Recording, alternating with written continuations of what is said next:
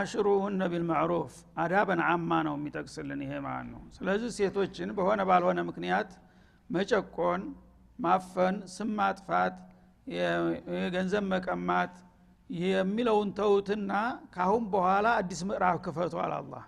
አሽሩሁነ ቢልማዕሩፍ ሰው ናቸው፣ እህቶቻችሁ ናቸው እኮ ለምንድነው እንደቃ የምትጫወቱባቸው? በአግባቡ በደንቡ ተከባብራችሁ ሰው በሚያውቀውና በሚያመሰግነው መልክ ያዟቸው። የሰው ልጅ ክብር ይወዳል፣ ሴትም ሆነ ወንድ በሆነ ባልሆነ ማንም ሰው ሊያንከላክለው አይገባም ማለት ነው።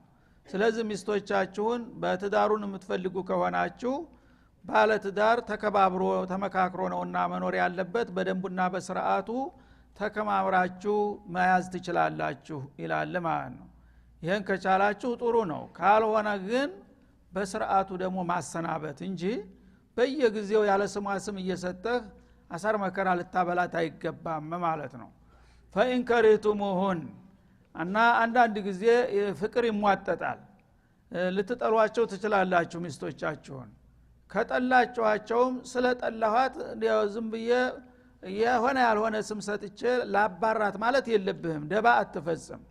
ተጠላሃት ፈዓሳ አንተክረሁ ሸይአ አንድ ነገር ልትጠሉ ትችላላችሁ። ወይጀዓለ አላሁ ፊ ኸይረን ከሲራ እናንተ በምትጠሉት ነገር ላይ ግን እየጠላችሁት አላህ ደግሞ ሳታቁ ብዙ ኸይር ብዙ መልካም ነገር ይሰጣችሁ ይሆናል። ምን ታውቃለህ ይላል። ስሜታዊ አትሁን። ባለቤትህ እንግዲህ በመጀመሪያ ትሆነኛለህ ብለህ መርጠህ ነው ያገባሃት። ታገባሃት በኋላ ፍቅር እስከሚያልቅ ድረስ ኑራችኋል።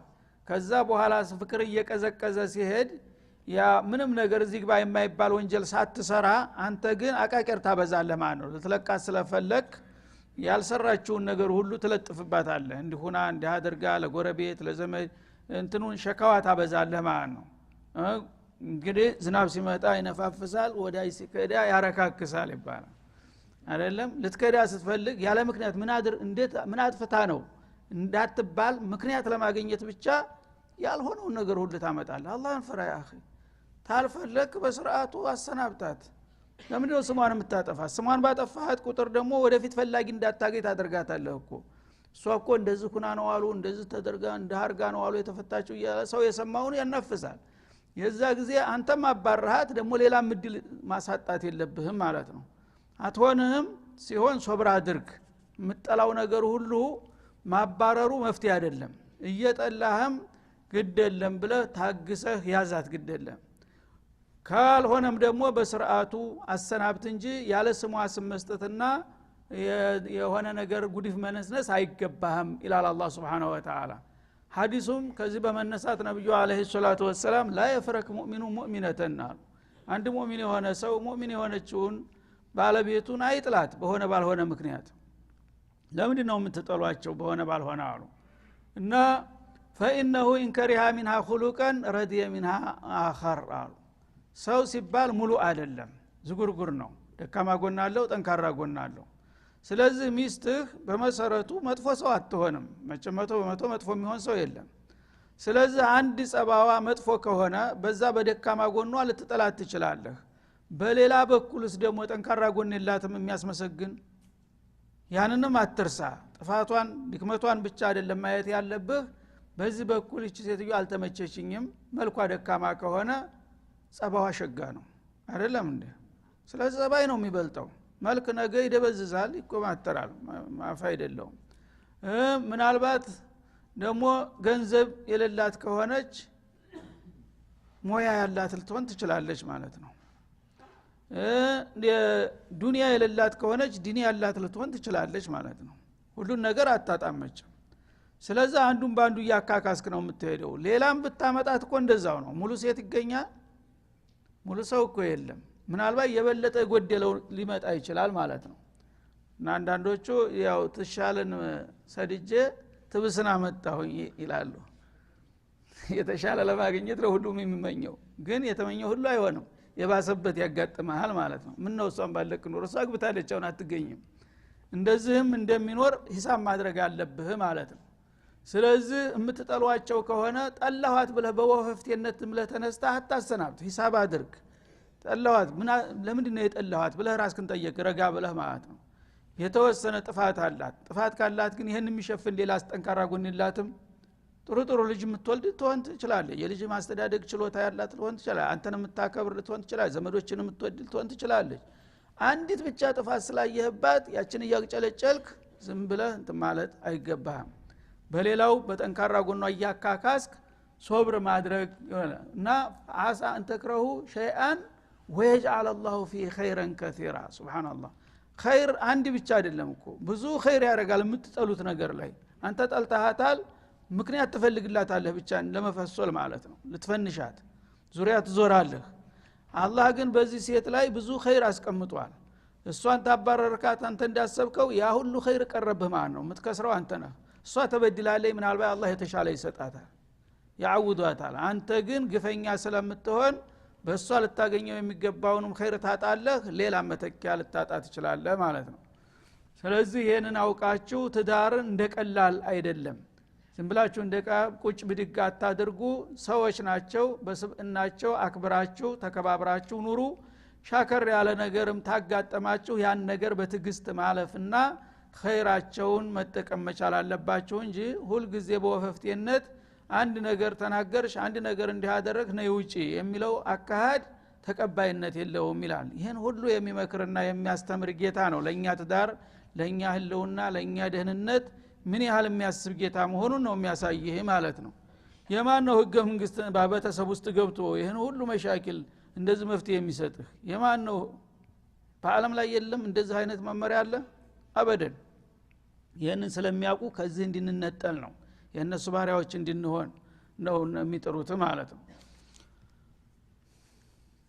ወይን አረቱም استبدال زوج مكان زوج ይላል ሰዎች እንግዲህ ብዙ ጊዜ ያው አብረው ሊኖሩ ነው የሚጋቡት በመሰረቱ ግን እንደታሰበው አይሳካም የተለያየ እንቅፋት ያጋጥምና ያ አላቃ ይሻክራል ያኔ ያው ውጭ ማየት ይመጣል ማለት ነው እቺ ሴትዮ አልሆነችኝም ሁነኛ መፈለግ አለብኝ እሷም ይሄ ሰው የሚሆን አይደለም እንግዲህ ሌላ ማሰብ አለብኝ የሚል ነገር ይመጣል የግድ ማለት ነው ስለዚህ አረቱም ተፈልነ ታሻችሁና ከፈለጋችሁ استبدال ዘውጅን መካነ ዘውጅ በነበረችው ሚስት ፈንታ ሌላ ሴት ማምጣት መቀየር አለብኝ የሚል እቅድ ካመጣችሁ ይልሃል ይሄ እንግዲህ አስፈላጊ ነው ብለህ ካመንክበት መብትህ ነው ይቻላል ማለት ነው ግን የሚሻለው ሶብር ነው ብለዋል ይሄንን ካደረጋችሁ ወአተይቱም ኢህዳሁን ቂንጧራ ይችን አሁን ልታሰናብቷት የፈለጋችኋትን በጣም በርካታ ገንዘብ ከፍላችሁ ከሆነ ያገባችኋት ይላል እንኳን አዲ የሆነውን አልፈይን የሚባለው ይቅርና አንተ በአጋጣሚ ሀብታም ሆነ የታወቀ ሀብታም ሆነ በላይን ልትሰጣት ትችላለህ ማለት ነው ስንት ኢማራ ልትገዛላት ትችላለህ መኪና ልትገዛላት ትችላለህ ብዙ ነገር አውጥተህ ቂንጧር አለ ቂንጧር ማለት አንድ ሁለት ተብሎ የሚቆጠር ሳይሆን በኩንታል የሚሰፈር ወርቅ ብሰጣት ተመልከት የሴት መብት ምን ያህል እስላም እንትን እንዳም በኩንታል የሚሰፈር ጥሬ ወርቅ ሰተና ያገባ ተናንተና በፍቅር ጊዜ ማለት ነው አሁን ግን ተጣገባችሁ ተሰላቻችሁ ይችን ሴት መቀየር አለብኝ ያልክ ማለት ነው ግን ያ የሰጠው በገፍ የሰጠው ገንዘብ ያሳዝንሃል አይደለም እንዴ ስለሚያሳዝንህ ቂንጧር እንኳን ቢሆን ቶን የሚባለው ነው በአሁኑ ጊዜ ቂንጧር ማለት ቶን ማለት ስንት ኩንታል ነው 10 ኩንታል ነው አንድ ቶን እንግዲህ 10 ኩንታል ወርቅ ይሄ ማዕድን ሸሪካ ያለው ሰው ነው እንግዲህ ይሄን ያህል ገንዘብ ሊኖረው የሚችለው ይሄን እንኳን ሰጥተህ ብታገባት ሰው በፍቅር ጊዜ የማያረገው ነገር የለም ያብዳል ይሄን አምጣት አለችው ካለው ይሰጣል አይደለም ያንን ሰጥቶ አሁን ግን አልሆነችኝም በሚልበት ጊዜ ፍቅር በሚንሸራተትበት ጊዜ ሊዛት አልፈለገም ሌላ ማምጣት ይመኛል ተላከ ተሰደዳት ደግሞ ያ ሁሉ ገንዘብ መሄዱ ያሳዝነዋል ስለዚህ ምን ይሆናል ያን ገንዘብ አስቀርቶ እሷን ለመመለስ ዘዴ ይፈጥራል ማለት ነው ዙሪያ ይሄዳል ያን ብታረግ ወዮልህ አለ መብቷ ነው በጊዜው ሰጣታል ማን አስገደደህ በኩንታል የሚቆጠር እንኳን ቢሆን የሰጣት ገንዘብ የፈለገውን ያህል ይብዛ فلا تاخذوا منه شيئا ያን በሙሉ እንዳታስመልስ አይደለም ከዛ አንዲት ሚሊ ሳንቲም እንዳትነካ አላህ Subhanahu አንዲት ነገር እንዳትጠይቃት ለምን ወዳስ ተምትጠላ ድረስ አስተናግደሃለች እኮ ተጠቅመህባታል ከሷ ያገኘውን ጥቅምና ደስታ እሷ በመጃነን ነው እንደመስጠት ያለባት እሺ አንተ ያንን ወርቅህን ስታስመልስ 10 አመት እኔ አንተ ጋር ኑር ያለሁኝ ታገለግል ቆይቻለሁ የ10 አመት አገልግሎቴን አምጣ ብትልህ መመለስ ትችላለህ ልጃገረድ እንደሆነች ባንድ ቀለሊት እንኳን ልጃገረድነት ወስደሃል መልስልኝ እንደነበርኩ አድርገኝና ለመልስ ብትል ይቻላል የእሷ ጥቅምና አገልግሎትስ ለምን ይረሳል ያንተ ኩንታል ብቻ ነው እንደሚያንገበግብህ ይላል አላህ Subhanahu Wa Ta'ala እና ከዛ ከቂንጧሩ አንድ ሳንቲም እንኳን እንዳትነካ ያለ ፈቃዷ فلا تاخذوا منه شيئا ከዛ ከቂንጧሩ አንዲት ነገር እንዳትቀንስባት ባለ መልኩ ይዛት ሄድ ተፈለግ ነው የሚለው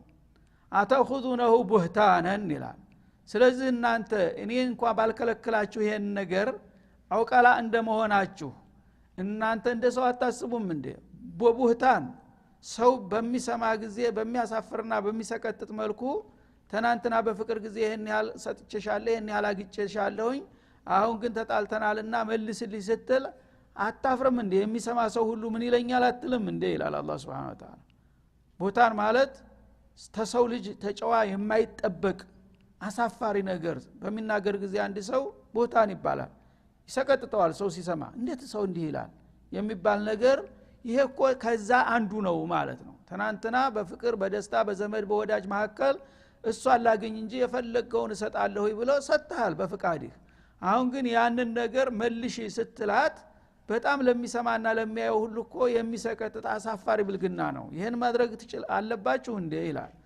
فلا تاخذوا منه شيئا اتاخذونه بهتانا واثما مبينا ግልጽ የሆነ ደግሞ ወንጀል ነው ማለት ነው እሷ ሰርቃል ወሰደችብህ አልዘረፈችህ በገዛ ፍቃድህ ራስህ ሰጣሃታል አሁን የሰጣሃትን ነገር እሷ ደግሞ በበኩሏ አገልግሎትን ሰጣለች ሙቃቢሉን አግኝተሃል ከዛ በኋላ አንተ ራስህ አልፈልግሽም ብለህ ታባረርካት እስከ ንብረቷ ይዛ መሄድ አለባት እንጂ አንድ ሳንቲም እንኳን እንዳታስቀርባት ሲል ያስጠነቅቃል የማን ነው ህግሽ ለሴት እንደዚህ የሚፈርደው ሱብሃንአላህ ይሄን ሁሉ የሚያደርገውን እስላም ነው በአሁኑ ጊዜ የሚያብጠለጥሉት ማለት ነው የሴቶች ጨቋይ ነው ይያሉ አላሁ ሙስተዓን وكيف تاخذونه وقد افضى بعضكم على بعض እና ያንን ቀደም ሲል በሰርግ በደስታ ጊዜ የከፈላችሁትን ገንዘብ አሁን እንደገና ስትጣሉና ስትጣገቡ መልሽ እንደትሏቸው ተወስዱባቸዋላችሁ መልሽ ብላችሁ وقد افضى بعضكم الى بعض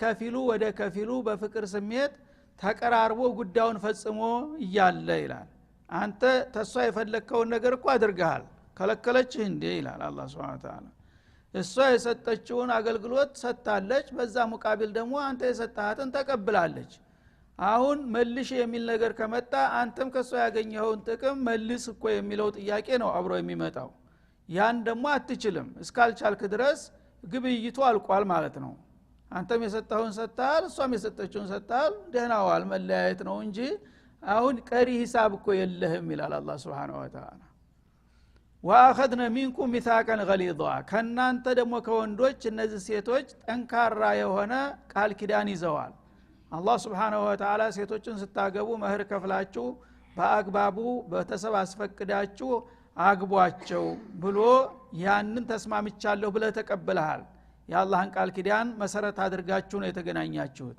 አሁን ታዲያ እሷ ያላበሳዋ ጠግቤሻለሁና ሂጂ ግን ገንዘቡን ትተሽ ታልክ እንዴት ሊሆን ይችላል በምንም አይነት ይሄ ተቀባይነት የለውም በማለት አላህ Subhanahu Wa Ta'ala ወንዶች በሴቶች ላይ የሚያረጉትን ጫና ተወትሮም ጀምሮ ያለ ነውና ለመጀመሪያ ጊዜ ይሄን ሁሉ ነገር አፍረጥርጦ የተናገረና የነሱን መብት በአደባባይ ያወጀው እስላም ነው ማለት ነው ግን ይሄንን አያውቁም አብዛኛዎቹ ሙስሊም ነን የሚሉት አሁን ጊዜ ሸሪዓ ፍርድ ቤት ይጨቁነኛል መደበኛ ፍርድ ቤት እጄ ይሄን ያህል ሳንቲም አገኛለሁ ብላ ነው የምታስበው ነገሩ አጥላቶቿ ይሄ ነው ዲንዋንም እንድታጣ ማለት ነው ኢማኗን እንኳን ይዛ እንዳትሄድ በአላህ ክዳ እንደገና ለ100 ሺህ ለእሱ ለ100 ብር ለ200 ብር ብላ የሸሪዓ ፍርድ ቤት አያስፈልግም ትላለች ማለት ነው የአላህ Subhanahu Wa Ta'ala ግን በኩንታል የሚቆጠርም ገንዘብ ሂሳብ ካለ አትጠየቅበትም እያላት ነው ይሄን የመሰለ ጌታ ያንተን ህግ አልፈልግም እያሰኛቸው ነው በአሁኑ ጊዜ የሚገኘው ማለት ነው ስለዚህ እንግዲህ አላህ Subhanahu Wa Ta'ala የሰው ልጆች ለዲናቸው ለዱንያ ብቻ ለአኺራ ብቻ ሳይሆን ለዲናቸው ለደህንነታቸው ለኢኮኖሚም ለክብራቸው ለማህበራዊ ጉዳዩም ለሁሉም ነገር በልሰም ነው እስላም ፍቱን መድኃኒት ነው ቢያውቁት ኑሮ ማለት ነው ይሄን ሁሉ እንድናውቅና በጌታችን መመሪያ እንድንሄድ ያና አኺራ ዱንያችን እንዲያምር ነበረ የሚፈልገው የሚመክረን ማለት ነው ማን ይስማ ግን ወላ ተንኪሑ ማነከሃ አባኡኩም ሚን النساء ከዛ ቀጥሎ ደግሞ በጋብቻ ዙሪያ በእስላም ሊገቡ የሚገባቸውና የሚከለከሉ ክፍሎች አሉ ማለት ነው ልክ አይደለም እስላም እንደ ከብት ዝም ብሎ ማንም በመንገድ ያየውን ሁሉ ልትዳራና ልትጋባ አትችልም በሸሪዓ ህግ ልታገባቸው የሚፈቀዱልህ የተወሰኑ አሉ በዚህ ቀጥሎ በዝርዝር ያስቀምጣቸዋል ከዛ ውጭ አሉት በሙሉ ይፈቀዱልሃል ይላል ማለት ነው ማጠቃለያው ላይ ስለዚህ በጋብቻም ጊዜ ቅድም እንዳልኩት አባቱ ሲሞት የእንጀራ እናቱን ወርሶ ያገባ ነበር በግድ ሱብሃንአላህ ይሄ የእንስሳ ባህሪ ነው እንደዛ መሆን የለበትም ብሎ በዛ አጋጣሚ ተዛ ጀመረ ማለት ነው ሰበበ ንዙል ስላለው በሱ ጀመረ አንድ ቀይስ ኢብኑ ሰልት የሚባል አንሷሪ መዲና ሰው ነበረ እሱ ድንገት ታሞ ሞተ ጥሩ ሱሐቢ ነበር ሙእሚን እሱ በሚሞት ጊዜ በጃሂልያ የተለመደው ያ አቡ ቀይስ ይባላል ይሄ ቀይስ የሚባለው የበኩር ልጁ ከሌላ ተወልዶ የመጣ ነው እሱ በአሮጌው ስርዓት መሰረት እናትያውን ሄዶ እኔ ፈልግሻለሁኝ ብሎ ጠየቃት እግዚእ ደነገጠች እሷ انما اعدك ولدي እኔ እኮ ነኝ ያሳደግኩህ ልጄ እኮ ብዬ ነው እስተዛሬ የምኖረው እንዴት በዚህ ነገር አሰብከኝ ላይ እሷ ተሽላ አይ እንደዚህ ያው የታወቀ አይደል እንደ ባህሉ አላት የጊዜ لا افعل ذلك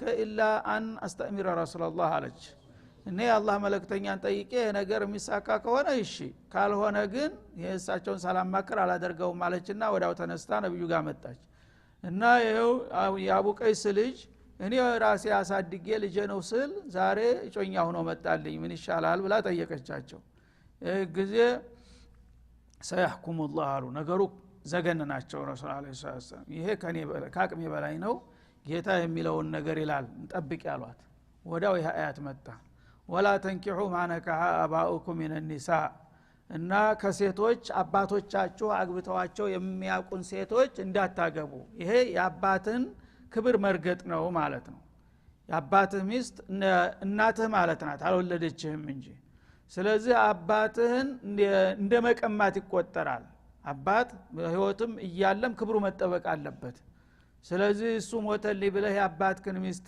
እንትን ማለት መዳፈር ማለት ይሄ በጣም አሳፋሪ ነገር ነውና በጃሂልያም ቢሆን ያ ነገር ያው አልፏል በጃሂልያ ካሁን በኋላ ግን በእስላም ላይ ይህ ነገር መቀጠል አይችልም ታቆማላችሁ አላህ ላ ተንኪሑ ማነከሃ አባኡኩም አባቶቻችሁ ሚን النساء ማንኛውንም ሴት አግብተው የሚያውቁ ከሆነ ያችን ሴት ተሞተ በኋላም ወይም ከፈታትም በኋላ ማግባት አይፈቀድም ይላል ማለት ነው ኢላ ማቀር ሰለፍ ላኪን ማቀር ሰለፈ ቀር መضى وعف الله ግን በጃሂልያ ሳታቁ ይሄን ስታረጉ ቆይታችኋል ያ ባለፈው ባለማወቅ ነውና እሱን ይቅርብያችኋለሁ ካሁን በኋላ ግን ይሄ ነገር አይቀጥልም በማለት ውሳኔውን ሰጠ انه كان فاحشة ومقتا وساء سبيلا የአባትን ሚስት መዳፈር ይሄ በጣም አስቀያሚና አሳፋሪ የሆነ ጥሉ ነገር ነው የተወገዘ ነገር ነው መንገድነቱም የከፋ ነው ትናንትና አባትህ ይዟት የነበረ ሴት ዛሬ እንደገና አንተ እንዴት ትደፍራታለህ በማለት ያጥላላል ማለት ነው ስለዚህ አላህ Subhanahu Wa Ta'ala እንግዲህ የቤተሰብን ክብርም በማንኛውም መልኩ እንዲጠበቅ ነው ምክንያቱም ሹብሃም ያመጣል ጥርጣሬ ያስከትላል ለምሳሌ እናትያህን አባትህ በሚሞት ጊዜ እዛ አንተ ምትወስዳት ከሆነ ወትሮም ለምዷት ይሆናል የሚል ጥያቄ ነው የሚነሳው ማለት ነው ስለዚህ የቤተሰቡን ክብር በሙሉ አፈር ደም የሚያበላ ነገር ስለሆነ በተደራራቢ ቃላቶች አወገዘው አላህ ፋሂሸተን አለ ወመቅተን ወሰአ ሰቢላ ሶስት የማጥላሊያ ቃላቶች ማለት ነው አንደኛ ለሚያይ ለሚሰማ ሁሉ በጣም የሚያሳፍር ነገር ነው የአባቱን ሚስት አገባ ማለት ደግሞ አቅል ላለው ሰው ሁሉ በጣም ጥሉ ነገር ነው አለ መንገድነቱም በጣም የከፋ ነው የዚህ አይነት ባህል አለው የተባለ ህዝብ ክብረ ቢስ ህዝብ ነው እንደ እንስሳ የሚቆጠር ነው ማለት ነው እና በዚህ መልክ የአባትን ሚስት ከፈታትም ከሞተም በምንም መልክ ልጅ ሊያገባት አይፈቀድም በማለት የመጨረሻ ውሳኔውን ሰጠ ማለት ነው። ከዚህ ጋር በማያያዝ በአጠቃላይ ለጋብቻ የሚከለከሉ በእስላም እነማን ናቸው የሚለውን ቀጠለበት። حرمت عليكم امهاتكم እንግዲህ በዚህ መልክ በተለያየ መልኩ የሰው ልጆች ያው ከእንስሳ ባልተሻለ መልኩ እየተጨማለቁ ነውና ያሉት ከእናት እንጀምራለን። እናትንም ማገባለሁ እናትያን ሳይሆን እናትንም ማገባለሁ የሚል ሊመጣ ይችላል አይደለም እንዴ? እንግዲህ አያያዛችሁ ደስ አላለኝምና ከዋናው እንነሳል አላህ Subhanahu Wa Ta'ala حرمت عليكم امهاتكم በአሁኑ ጊዜም እናቱን የሚያረግ ሰው አለ ታውቃላችሁ። በቅርብ ጊዜ በህንድ ሀገር ይሄ ባህል ነው። እናቱን ከፈለገ ያገባታል ምንም ነውርነት የለውም። አኒ ቡዙ የሚባሉት እና እናትን ኸዲሙ ተብሏል። እሷ ባሏ ተሞተባት ትዳር አልባ ከሆነች እናትን የሚጠቅም ነገር ሁሉ መስራት አለበት ይሄም ተخدማው ነው ብለው ነው የሚከራከሩ። ሱብሃንአላህ የሰው ልጅ ዶክተር ፕሮፌሰር ተብሎ ይሄን የሚሰራ ታገኛለህ። በአሁኑ ጊዜ የሰው ልጅ ከአላህ ፍቃድ በራቀ ቁጥር ከእንስሳ የተለየ አይደለም። የፈለገው ሰለጠንኩ ቢል ታጥቦ ጭቃ ነው መልሶ ማለት ነው። ስለዚህ ይሄ አሁን እኛ ስንሰማ ያው በሀገራችን ያሉ ህዝቦች ክርስቲያኖችም ይሁኑ ይሁዶችም ይሁኑ ላዲንዮችም ቢሆኑ እናት ማግባት የሚባለው በአጠቃላይ ነውር ነው በሀገራችን። ይሄ አይታሰብም። ግን ወደ ሌላ ሀገር ስትሄድ ይገኛል። አላህ ለዓለም ነውና የላከው በዓለም ውስጥ ያሉ በሽታዎችን ስለሚያውቅ ይሄንንም የሚያረጉ እንዳሉ በማሳወቅ በእስላም ህግ እናትን ማግባት አይፈቀድም። ባይለውስ ማን ያገባል ትል ይሆናል አንተ የሚያገባለ። ስለዚህ እናቶቻችሁ ማግባት حرام ተደረገባችሁ ይላል። ወበናቱኩም እንደገና ልጆቻችሁን ልጁን እንደገና ከአብራኩ ወጣ አሳድጎ ለማንም ጎረምሳ አሳልፍ ያልሰጥም ብሎ ራሱ የሚያስቀራል። እሺ ራይክ ሱብሃንአላህ። እና ለሴት ልጆቻችሁንም የልጅ ልጅም ቢሆን እንግዲህ እንደዛው ነው በዛው ሐረጉን ይቀጥላል ማለት ነው። ወአኸዋቱኩም እህቶቻችሁም حرام ተደረጉባችሁ ይላል። እህቶች የእናት አባት ልጅም ብትሆን የአባት ብቻም ብትሆን የእናት ብቻም ብትሆን እህት እስከተባለይ ድረስ حرام ናት በሸሪዓቱላህ አይፈቅድም ማለት ነው። ወአማቱኩም አክስቶቻችሁ የአባቶቻችሁ እህቶች ማለት ነው። የአባት እህት ያው የአባትህ አካል ክፋይ ናት። ስለዚህ እሷ የአባት እናትም ቢሆን አባትህ ጋራ አክስት እህት ስትሆን በእናት አባት ትገናኝ በአባት ብቻ ይሁን በእናትም ብቻ ይሁን አክስት ከሆነ ድረስ እሷም حرام ናት ይላል ማለት ነው። ወኻላቱኩም የእናታችሁ እህቶችም እንደዛው የእናት እህትም በአባት እናት ትገናኙ በአባት ብቻ ይሁን በእናት ብቻ ይሁን ብቻ እናት ጋራ በአንድ በኩል ግንኙነት ካላት እሷም አክስት ናት እናትህ ማለት ናት። الخالات بمنزله الام ብለዋል ረሱል አለይሂ ሰላቱ ወሰለም። ወበናቱ الአኺ የወንድምህ ልጆችም እንደዛው የወንድምህ ልጆች በአጠቃላይ ባንተ ላይ حرام ናቸው ማለት ነው። ወበናቱ الأخت የእህቶችህም ልጆች እንደዛው። ወኡማሃቱኩም اللاتی አርضعنكم አሁን በነሰብ የሆኑትን አገባደደ ማለት ነው። በነሰብ የሆኑት አሁን ዋና ዋና ዘርፎችን ጠቀሰ። ከዚህ በኋላ ደግሞ በረዷዕ የሆኑትን አስከተለ ማለት ነው። በጡት የሚገናኙ ሰዎች በሀገራችን ትልቅ ስተት ያለው እዚህ ላይ ነው። በዝምድና ደረጃ እንኳን አሁን የተቆጠሩትን ቀርቶ እነህትን እና ክስትን ይቅርና ቁጥር ውስጥ የሚጠፋው ድረስ ነው። እንደ ዘመድ ያገባህ ካከዘራፍ እያለ ይረብሻል የተፈቀደውን ሁሉ ማለት ነው። ግን በተቃራኒው ደግሞ ረዷዕ የሚባል የለም እኛ ሀገር አይታወቅም። በጎረቤት እንደምታውቁት በማህበራዊ ህይወት አንዷ ወደ ውሃ ስትሄድ አንዷ እርሻ ስትሄድ ልጅን ያዝልኝ ብላ ጎረቤቷ ታተዳለች። ልጇ ያንተን ሚስት ስትጠባ ትውላለች። ያንተ ደግሞ ነገ እንደዛው ስትጠባ ትውላለች። እነዛ ልጆች አድጋሉ ነገ ይጋባሉ። ይሄን ማንም አያስታውሰውም። አላህ ግን እኩል አድርጎ ነሰብ ጋር አመጣቸው ማለት ነው። ይሄ አለማወቅ እንግዲህ ይሄ ነው። በአንድ በኩል አላህ ያልከለከላቸውን ያጎት ልጅ ያክስት ልጅ የልጅ ልጅ እንኳን ለምን ታገባለህ እያለ 7 ቤት ይላል 8 ቤት ቁጥር ውስጥ የሚጠፋብህ ድረስ እዛ ድረስ አላስገባም እያለ እንደገና በጡት አብረው የጠቡትን ልጆች ደግሞ ሲጋቡ ማንም ሰው ትዝ አይለው። ወኡማሃቱኩም اللاتی አርضعنكم ማለት ወላጅ እናቶቻችሁን ማግባት እንደማይፈቀድላችሁ ጡት ያጠቧችሁንም ሴቶች እናቶቻችሁ ናቸውና እነሱንም حرام ተደረጉባችሁ ይላል። ስለዚህ ጡቷን ተጠባህ አንዲት ሴት ባዕድም ብትሆን በቀጥታ እናትህ ናት ለምን እናትህ አርግዛ ወልዳለች አካሏ ከፋይ ናት እቺ ደግሞ በእጃዙር ጡቷ አካሏ ነው ታካሏ ነው የወጣው አይደለም እንዴ የሷ ደም ወደ አንተ ደም ተቀላቀለ ማለት ነው ስለዚህ ያቺ ሴት እናትህ ናት በእጃዙርና እሷንም ልጆቿንም ማግባት አትችልም ማለት ነው እና አርضعنكم ያጠቧቸውን ሴቶችና ወአخواتكم من الرضاعه ከዛይ ሴት ደግሞ የሚወለዱም ሆነ ወይም ከሌላ መተው የሚጠቡ የጡት እህቶች የጡት እዛይ ሴት ላይ የመንደር ሴት ሁሉ የአራት ሰው የአምስት ሰው ልጅ ልታጠባ ትችላለች አንዲት ጎረቤት ማለት ነው እነዛ ሁሉ በዛይ ሴት ጡት ላይ የተገናኙት ሁሉ حرام ናቸው እኛ ግን አናቅም ማለት ነው በዛ መልክ ያድጉና በቃ ባዕር ናቸው ተብሎ ይዳራሉ ማለት ነው እና በጡት የሚገናኙአችሁ እህቶች ምንም ዝምድና ባይኖራቸው አንተ የጠባሃትን ሴት ከጠባሁኝ እነዛ በሙሉ ወንድምና እህት ናቸው ማለት ነው ወኡማሃቱ ኒሳኢኩም የሚስቶቻችሁም እናት አማቶች ማለት ነው ሚስትህ እናት አላት እና ያችን ያገባሃትን ሚስት ተፈታሃት በኋላም ቢሆን ከሞተችብህ በኋላም ቢሆን እናቷን ልታገባ አትችልም ማለት ነው ለምን ልጇን ስታገባ የሷ ልጅ ሆነሃል አንተ በእጃዙር ማለት ነው ስለዚህ ተናንተና በልጇ ተጠቅመ ዛሬ እንደገና እናቲቱን ትደፍራለህ እንዴ የኒካህ ታደረክ ባትገናኛት እንኳን ልጅቱን ባትገናኝ እንኳን አንዳንድ ጊዜ ጋብቻ ተፈጽሞ ተገናኙነት በፊት ሊፈርስ ይችላል ያ እንኳን ቢሆን ኒካህ ታረፈባት ወይም ግንኙነትም ተደረገ በሁለቱም መልኩ እናቷን ማሰብ አትችልም ማለት ነው በተቃራኒው ከሆነ ግን ልጅቷን መጀመሪያ እናቲቷን አግብተህ ተፈታሃት ወይም ከሞተች በኋላ ልጅቷን ማግባት አትችልም ግን የምትችልበት መንገድ አለ እናቲቱን ኒካህ አስራሃት ሳትገናኝ በፊት ተለያይታችኋል